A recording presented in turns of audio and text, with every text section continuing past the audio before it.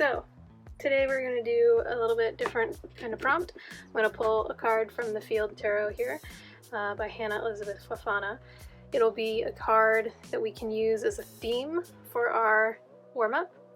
Then I'm going to draw a botanical inspiration by Lynn Arujo for our 10-minute sprint. This will give us a personality trait for our main character. And then finally, I will pull some cards, and you can use these cards in any way you want. I'll probably come up with something funky when that happens. Okay, so the Field Tarot is like one of my most favorite tarots now. I'm just so excited to work with it. Oh, there we go. One, I'll get one more. That one really wanted to be pulled. But let's go ahead and get another. So this is the general theme for the warm-up. Let's add a twist.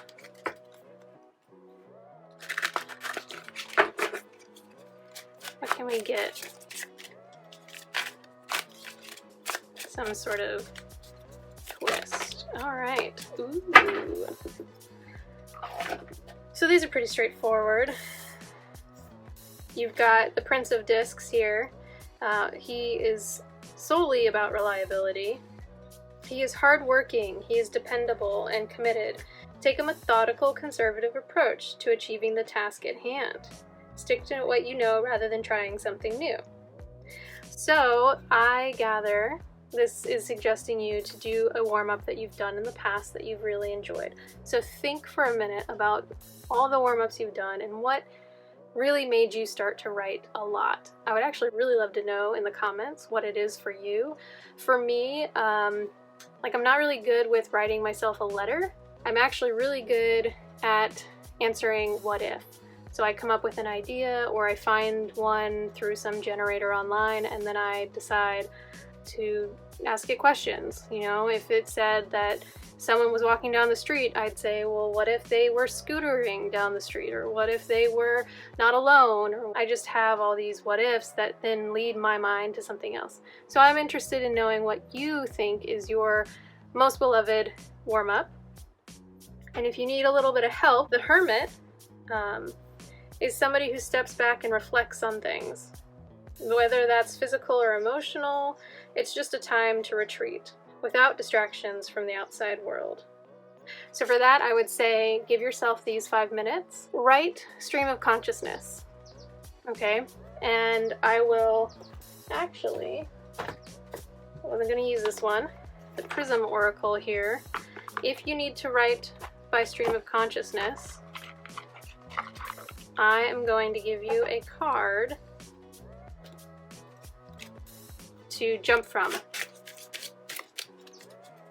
So it'll be one word, and you'll write stream of consciousness based on that word, okay? It's a keyword. Ooh, isolation. We've got a theme growing here. Reliability, the Hermit, and isolation. All right, so with that, I will put a clock up on the screen. 5 minutes, just 5 minutes. Warm up those fingers, warm up your mind. Have fun with it, don't worry about it, it's not a big deal. You're not going to save this for later. In fact, you can burn it after writing. Okay, 5 minutes.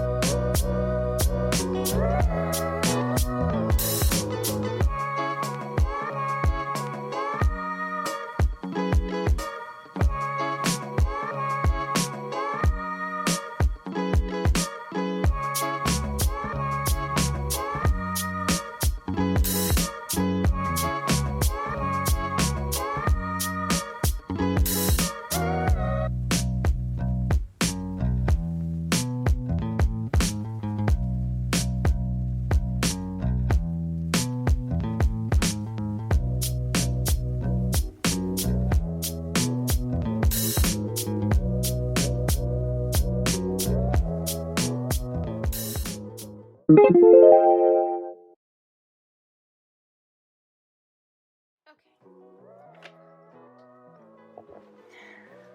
right.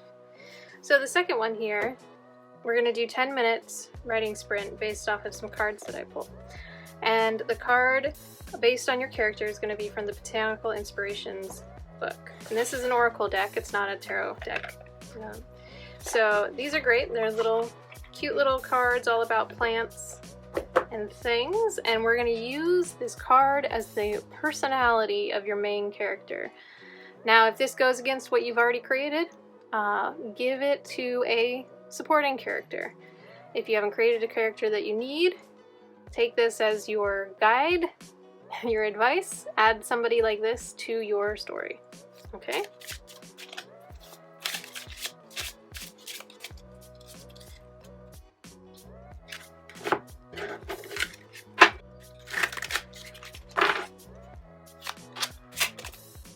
All right.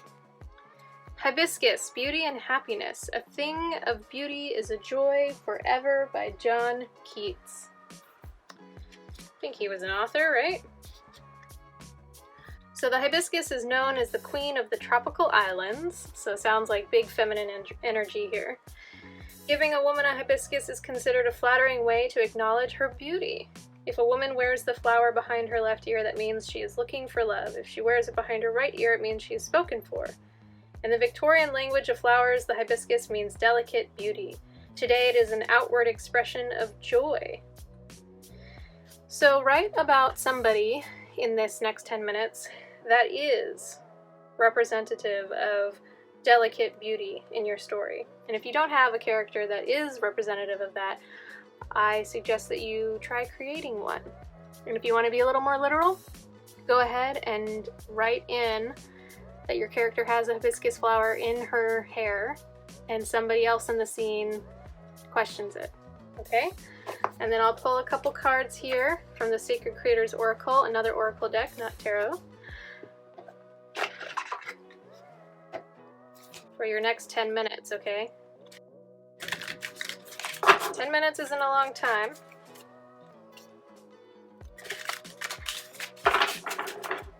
Okay.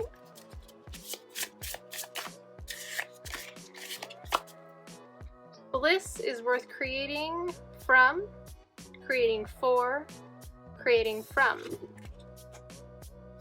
So if we look at this in the guide, it says the essential meaning is being in flow with the universe. Joy, there's that joy again. Passionately creating, being on purpose, putting the flower in your hair on purpose, right? So one prompt that you can use for this character is to ask them, what one small action can you take today that will nourish your spirit? Maybe your character needs some self-care. Take them on that self-care journey. Okay? Writing for 10 minutes and go.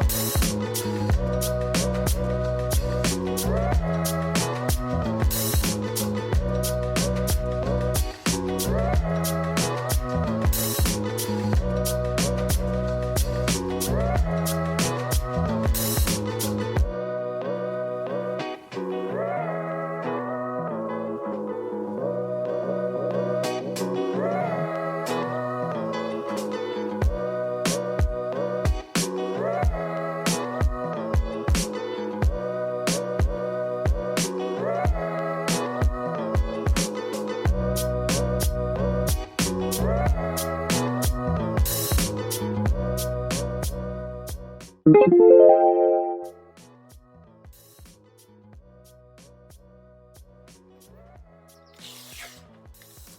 magical tome of writing. Am I right? Save the Cat writes a novel by Jessica Brody. We all know it. We all love it.